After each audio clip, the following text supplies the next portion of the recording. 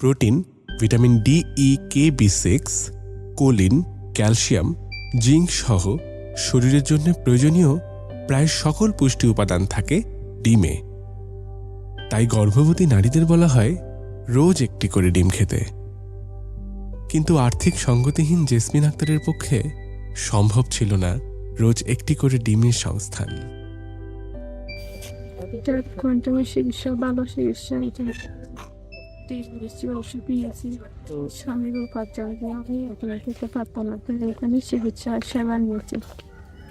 Quantum Matrimangal সেবার আওতায় প্রতিদিন একটি করে ডিম ও অন্যান্য পুষ্টিকর খাবার, ক্যালসিয়াম ও আয়রন ট্যাবলেট আর গর্ভকালীন ফ্রি চিকিৎসা পেয়ে তিনি জন্ম দিয়েছেন ফুটফুটে এক সন্তান।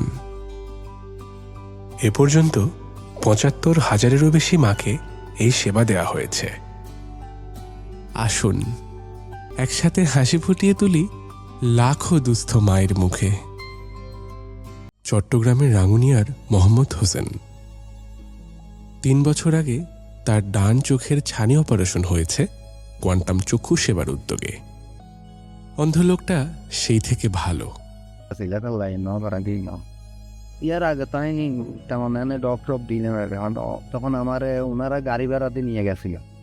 তার গাড়ি বেড়াতে আমার ওই চন্দরগোনায় বিটাবার কাউন্টারতুন গাড়ি বেড়াতে নিয়ে গেছিল। ছানি অপারেশন করছি ডান চোখে। কিন্তু এবার ছানি পড়েছে তার বাম চোখে। অপারেশন বাবদ লাগবে ৪০,০০০ টাকা। পুরোটাই বহন করবে কোয়ান্টাম।